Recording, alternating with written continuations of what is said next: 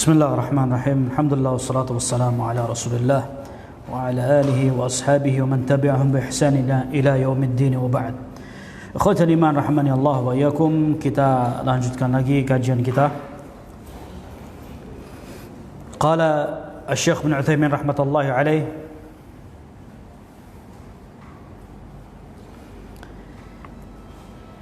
الثاني النفس بنفس وهذا في القصاص لقوله تعالى يا أيها الذين آمنوا كتب عليكم القصاص في القتلى. Kemudian kata Syekh Ibnu Utsaimin, semoga Allah merahmatinya, an-nafsu bin nafsi wa hadha fil qisas. Yang dimaksud nyawa dengan nyawa itu adalah al-qisas.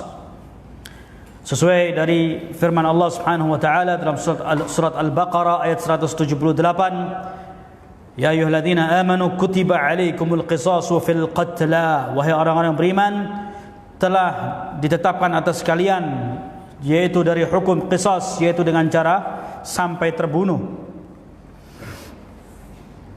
Kemudian yang ketiga kata Syekh Ibnu Utsaimin, ats-tsalitsu at-tarik li dinihi al-mufaraqu lil jama'ati. Yang ketiga, diperbolehkannya menumpahkan darahnya seorang muslim itu ketika seorang muslim dia memisahkan diri dari jamaahnya kaum muslimin. Wal muradu bihi man kharaja 'ala al-imam. Yang dimaksud di sini yaitu barang siapa yang dia keluar dari seorang pemimpin kaum muslimin, ya. Al-imam yaitu imam pemimpin kaum muslimin, bukan dia imam jamaah kelompok-kelompok tertentu kemudian dibaiat dia menjadi imam maka tidak boleh keluar dari imam. Ya, ini imam-imam sesat. Naam, yang dimaksud dengan al-imam di sini adalah penguasa, pemimpin. Naam. Fa innahu yuba'u qatlahu hatta yurja' wa yatubu ila Allah azza wa jalla. Ya. Sesungguhnya orang semacam ini dia diminta untuk dia bertobat dan kembali kepada jalannya Allah Subhanahu wa taala. Ya.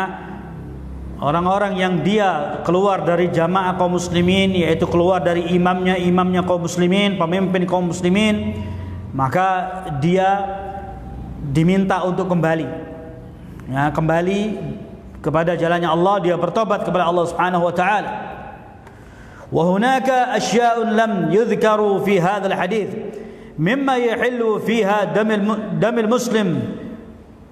Dan di dalam hadis ini disebutkan cuma 3, padahal ada beberapa perkara yang tidak disebutkan dalam hadis ini, yaitu ada beberapa perkara yang diperbolehkan atau dihalalkan, ya, untuk menumpahkan darahnya seorang muslim. Lakin Rasul alaihi salatu wassalam kalamuhu yujma' ba'duhu min ba'd wa yukmalu ba'duhu min ba'd. Akan tetapi ucapan sabda Rasulullah sallallahu alaihi wasallam itu dia terkumpul di dalam satu perkara dan menyempurnakan dari beberapa perkara yang lainnya. Naam. Wa fi hadzal hadits fawaid minha. Dan di dalam hadis ini terdapat beberapa faedah, di antaranya kata Syekh Ibnu Utsaimin, yang pertama, ihtiramul muslim wa annahu ma'sumun ad-dam liqaulihi la yahillu dam imri'in muslim illa bi ihdath thalath. Faedah yang pertama kata Syekh Ibnu Utsaimin, bahwasannya seorang muslim itu dimuliakan, darahnya itu terjaga, ya, darahnya seorang muslim itu terjaga, dia dimuliakan dalam Islam. Sesuai dalam hadis yang tadi, yaitu sabda Rasulullah, la yahillu dam imri'in muslim, tidak halal menumpahkan darahnya seorang muslim kecuali dari 3 perkara. Naam. Kemudian yang kedua kata Syekh bin Utsaimin, annahu yahillu dam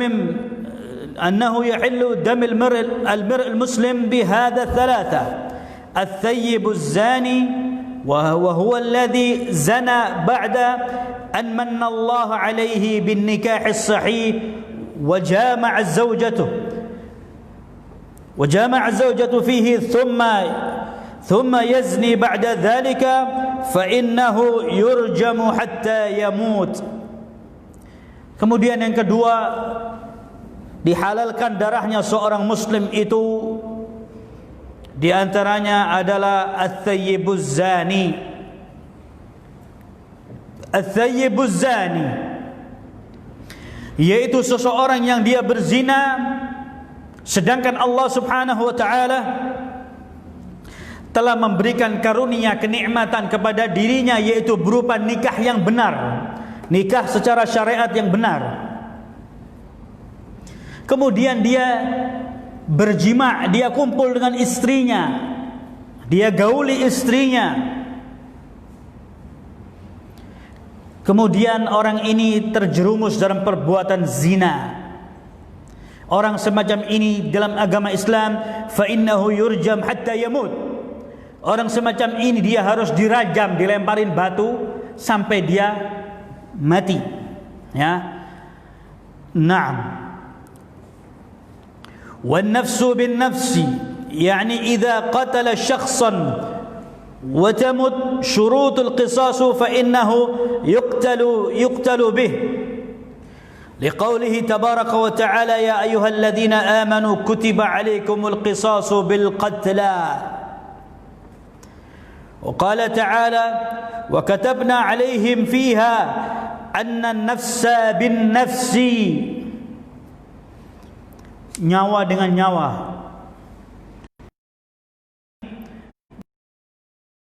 bunuh saudaranya, membunuh orang lain,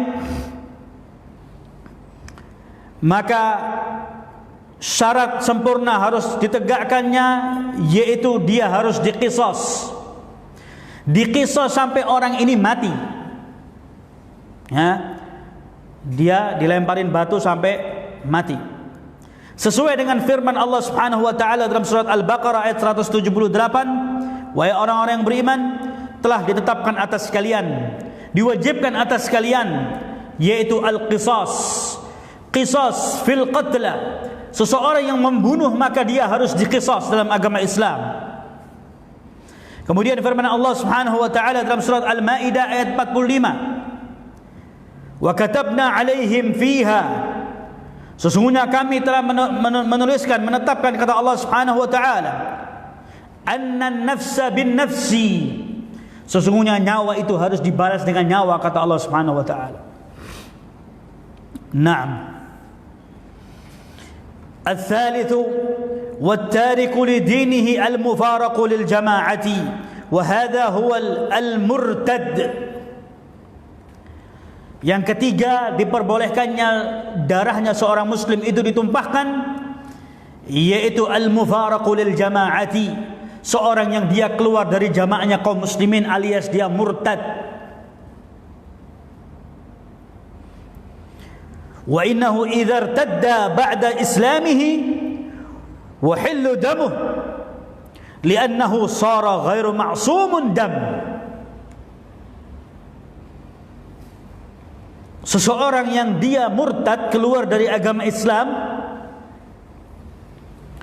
orang ini tadinya Islam kemudian dia murtad keluar dari agama Islam, maka darahnya tidak dilindungi dalam agama Islam.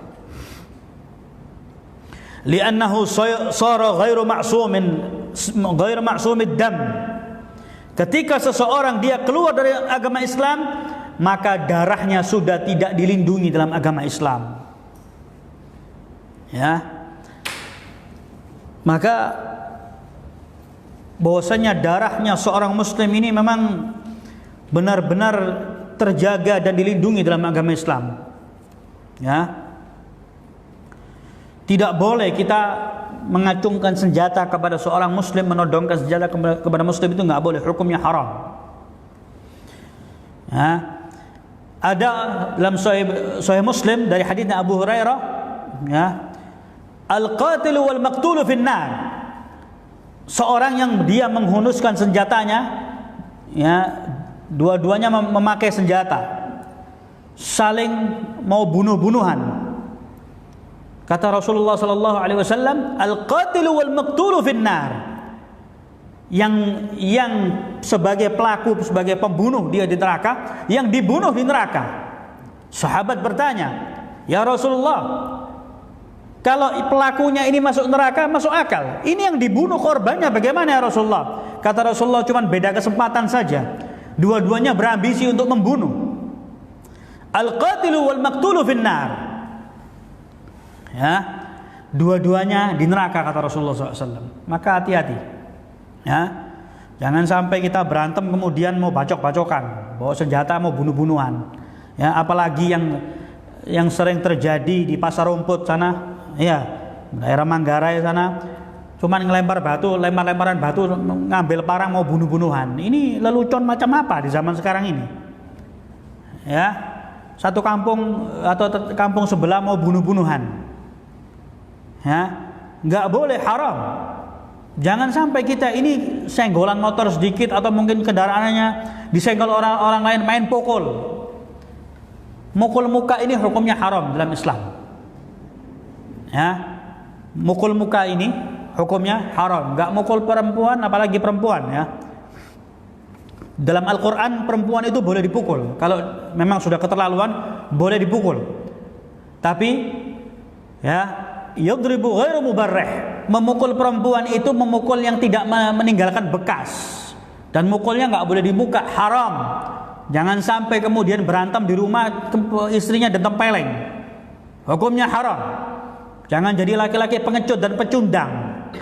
Ya, kalau mau mukul istrinya jangan mukul muka, mukul badannya saja.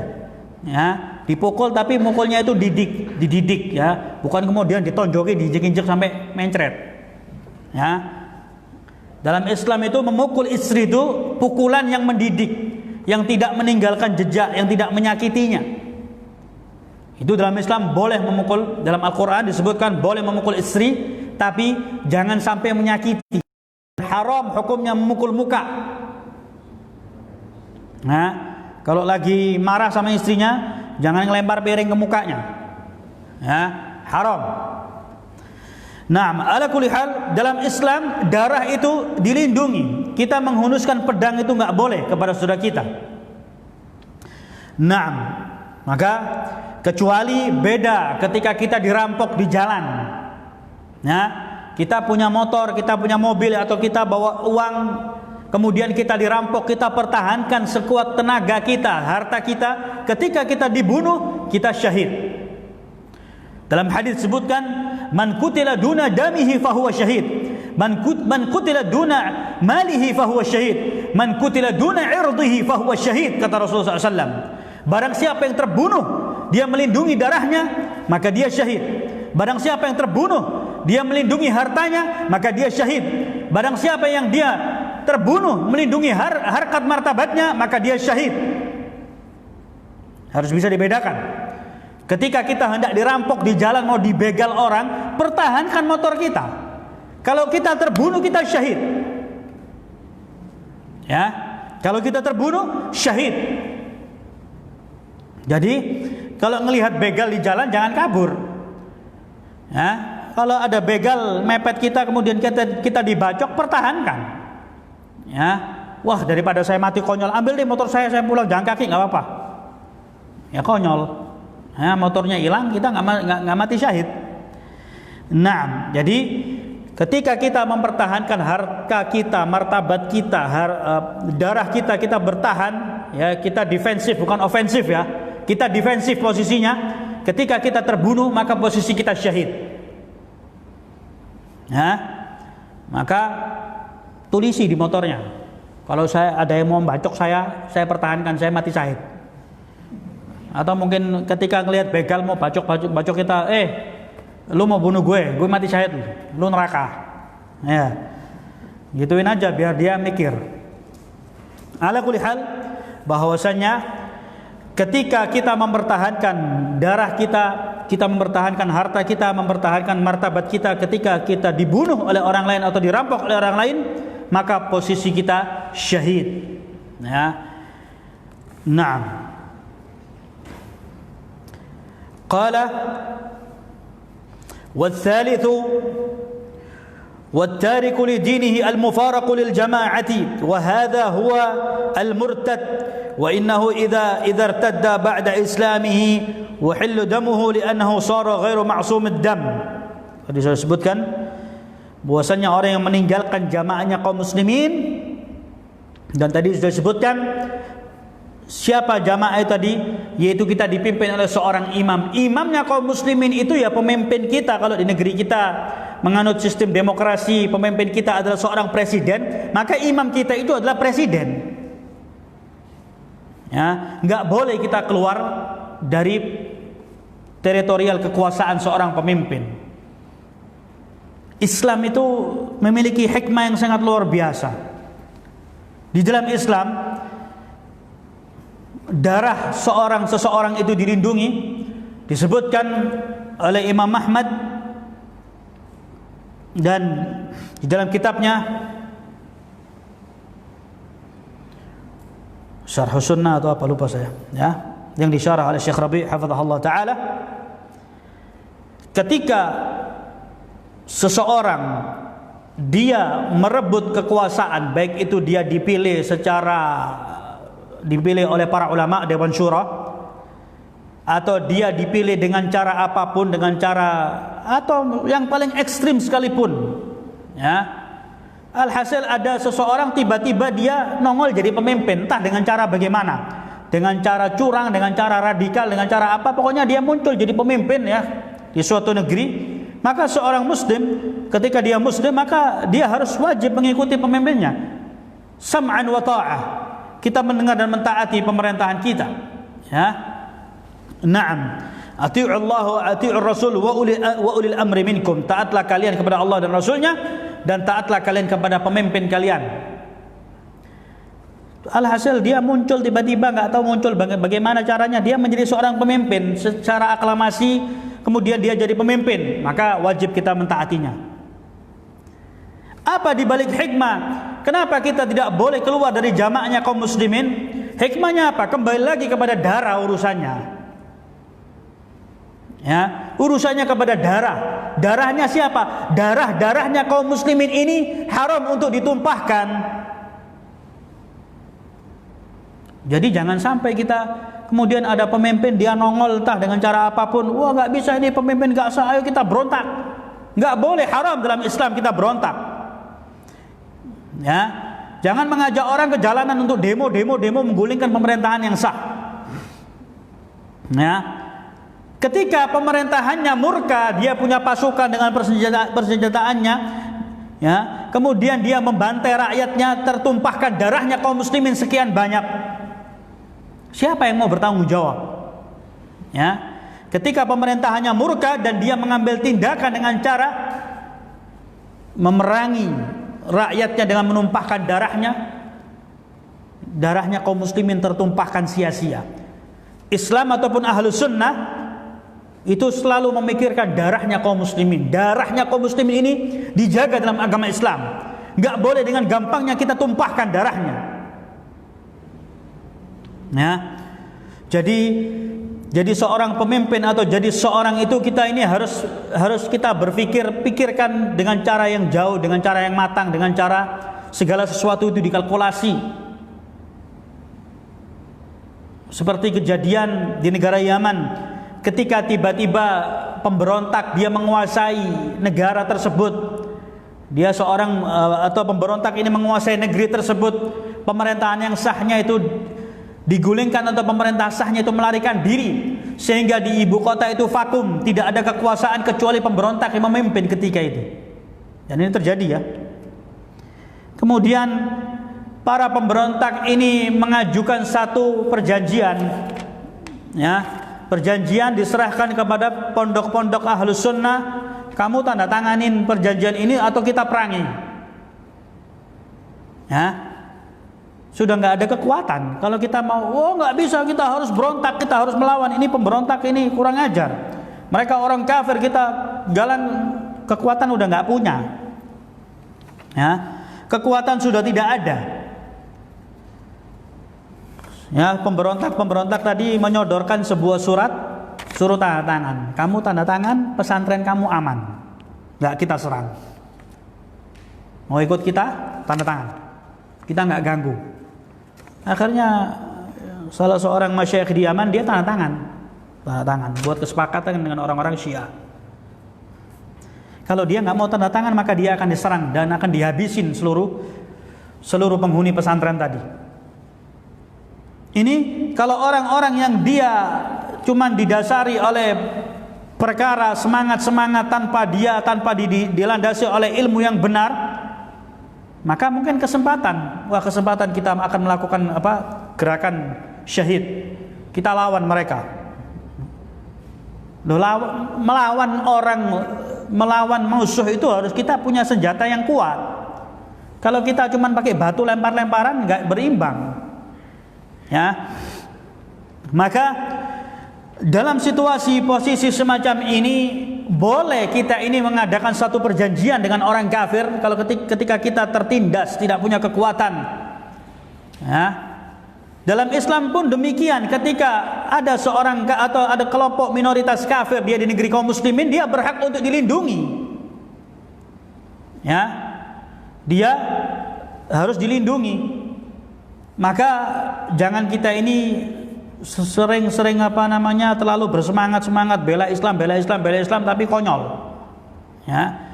Tapi ulama Ahlus Sunnah ini mereka berpikir, yang dipikirkan oleh mereka apa? Cuman satu yang dipikirkan oleh mereka, darahnya kaum muslimin. Maka jangan gampang kita ini diprovokasi oleh orang, ayo demo. Ketika akhirnya pemerintahnya murka, mengambil tindakan, ya, kemudian diserang oleh pemerintahannya, tertumpahkan darahnya kaum muslimin sia-sia. Maka hati-hati, jangan suka mengadakan demo-demo, apalagi dia menjadi seorang korlap, pimpinan demo. Ya, ketika darahnya kaum muslimin tertumpah, maka dia bertanggung jawab di hadapan Allah Subhanahu wa taala. Nah, Allah wa iyyakum, inilah dari faedah hadis yang ketiga, wa tariku li dinihi al-mufaraqu lil jama'ati. Meninggalkan jamaah kaum muslimin, yaitu alias dia murtad.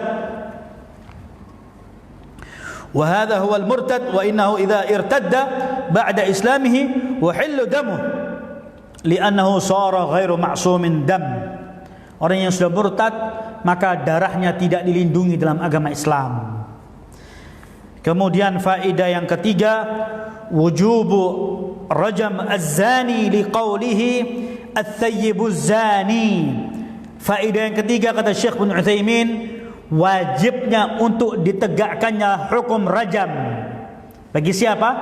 Bagi pelaku seseorang yang dia itu sudah nikah kemudian dia zina. Ya, siapa yang melakukan pemerintahan kaum muslimin. Faedah yang keempat, jawazul qisas lakinnal insanu mukhayyar, a'ni man lahu al-qisas baina anna ay yaqtassa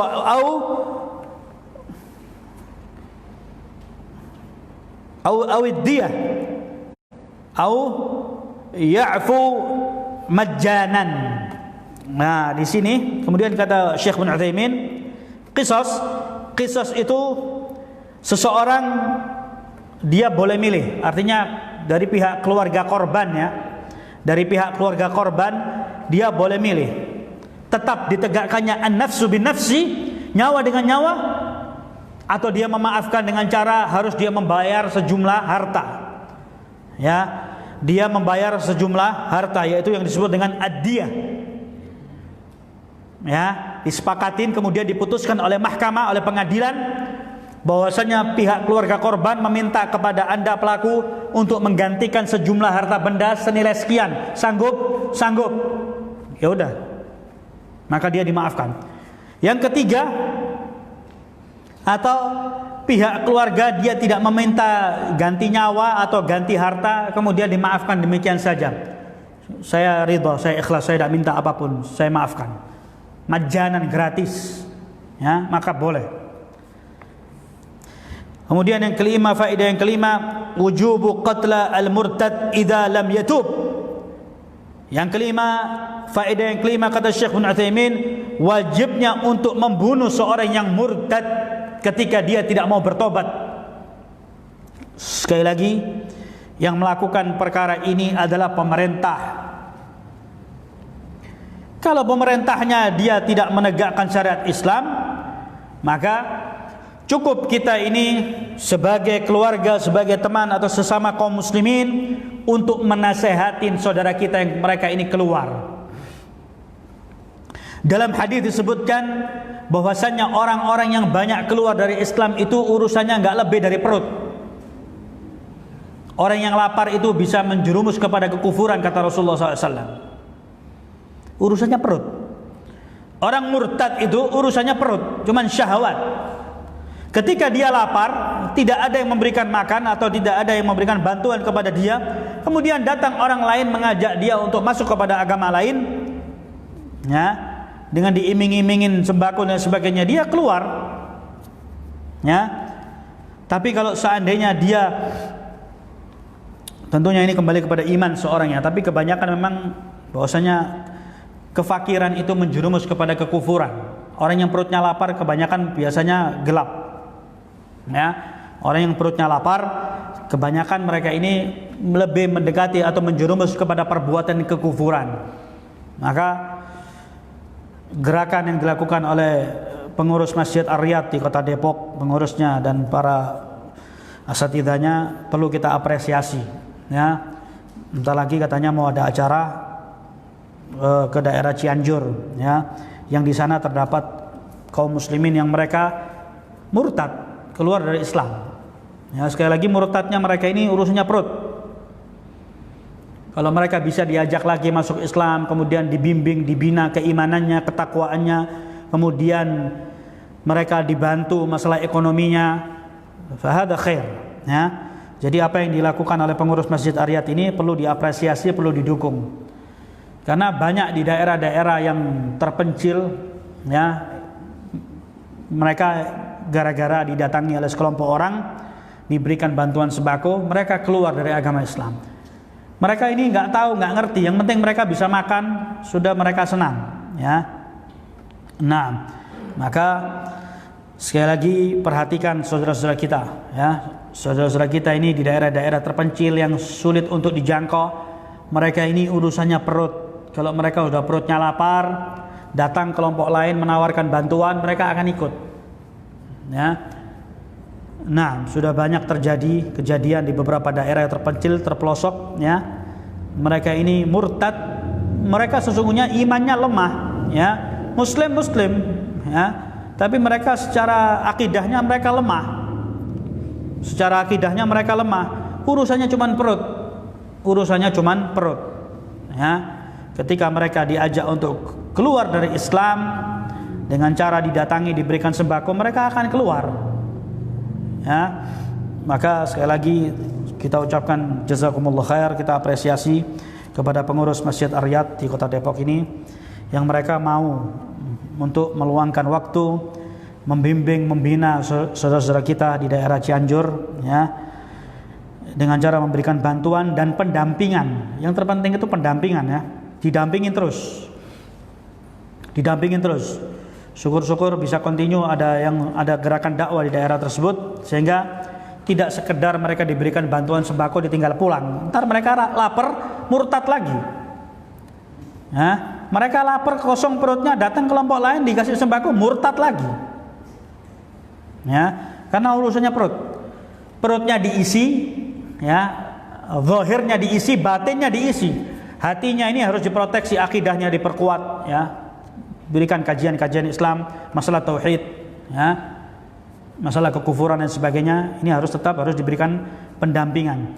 Tapi ikhwani fid din azani Allah wa iyyakum, ini yang dapat saya sampaikan, kurang lebihnya mohon maaf. Jika ada benarnya datangnya dari Allah Subhanahu wa taala, jika ada salahnya Allah Subhanahu wa taala dan Rasulnya berlepas diri. Kesalahan tersebut dari saya pribadi dan dari syaitan, dan saya bertobat kepada Allah Subhanahu wa taala. Baik, enggak ada pertanyaan kan? Oh, ada pertanyaan. Satu aja Ustaz terkait hukum qisas, apabila yang dihilangkan nyawanya itu orang kafir, apakah juga ditegakkan hukum qisas? Nah, perkara ini dikembalikan kepada mahkamah. Ya, mahkamah penguasa negeri tersebut kaum muslimin. Ya, maka keputusannya itu kembali kepada mahkamah, ya, mahkamah yang memutuskan perkara tersebut. Sesungguhnya perkara ini cenderung kepada darahnya kaum muslimin, tapi tetap urusannya kepada mahkamah. Nanti yang memutuskan mahkamah. Jadi kita wallahu a'lam bishawab, karena di Yaman pun demikian, ya. Di Yaman sering terjadi qisas, ya, orang yang membunuh, dia nggak ngelihat dia orang Syiah, orang Yahudi, ketika dia di bawah pemerintahan Yaman, ya, membunuh, maka mahkamah memutuskan harus, ya, ditegakkan, harus ditegakkan. Ketika mahkamah memutuskan, maka harus ditegakkan. Nah, wallahu a'lam bishawab. Masih sudah menikah itu apakah kalau sudah cerai masih juga kategori sudah menikah? Ini sudah janda, terus berzina, tanpa ikatan perkawinan juga termasuk. Apa hikmahnya? Ats-thayyibuz zani, ya. Tadi disebutkan oleh Syekh bin Utsaimin dan Imam Nawawi dan para ulama menyebutkan qad mannallahu alaihi bizzawaj. Allah telah memberikan kenikmatan berupa nikah. Ya. Sudah tahu rasanya nikah itu ya seperti itu. Ya, sudah tahu rasanya nikah itu enak, nikmat, ya. Masih kurang. Kalau kurang silakan Anda mau nikah lagi. 1, 2, 3, 4 kalau mampu silakan. Ya. Karena disebutkan bahwasanya nikah ini ada bentuk kenikmatan, ada kepuasan, ya, yang ada di sana. Dia sudah pernah merasakan nikah. Ya, maka ketika walaupun orang ini statusnya sudah bercerai, maka dia termasuk orang-orang yang sudah pernah diberikan kenikmatan oleh Allah. Artinya di situ ats-tsayyibuz zani, orang yang sudah pernah menikah. Orang yang sudah pernah menikah. Ya.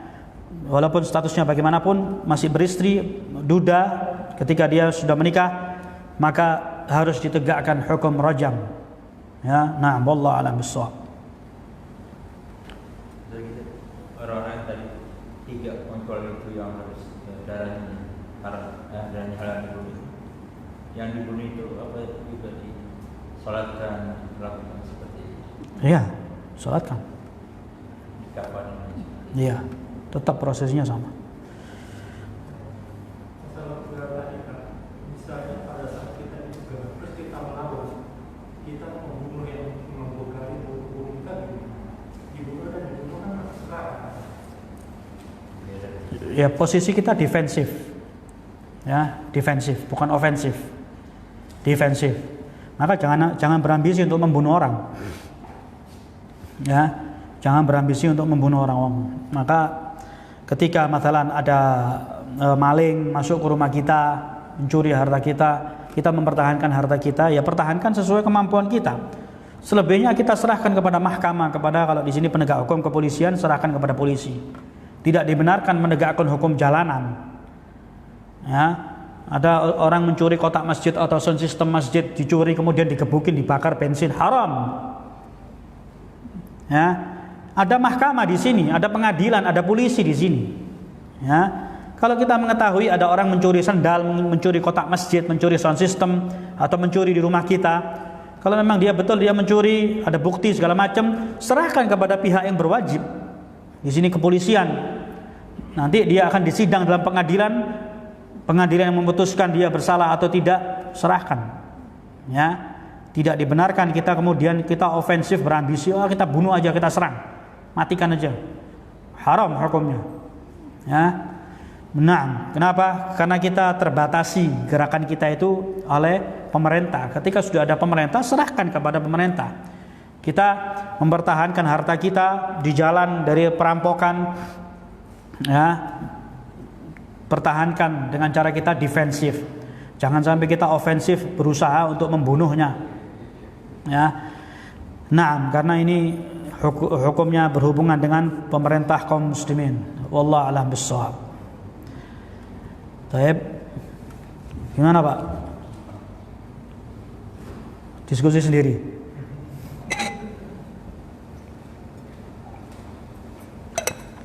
Tapi ikhwan fi din azani Allah wa iyyakum. Baik, ini saja yang dapat saya sampaikan. Kalau ada benarnya datangnya dari Allah Subhanahu wa taala. Kalau ada salahnya, Allah Subhanahu wa taala dan Rasulnya berlepas diri kesalahan tersebut dari si pribadi dan dari syaitan. Dan saya bertobat kepada Allah Subhanahu wa taala. Naktafi ila hadzal qadar wa sallallahu ala nabiyyina Muhammadin wa alihi washabbihi wasallam. Kita akhiri dengan doa kafaratul majlis. Subhanakallahumma wa bihamdika asyhadu an la ilaha illa anta astaghfiruka wa atubu ilaik. Alhamdulillah rabbil alamin. Wassalamu alaikum warahmatullahi wabarakatuh.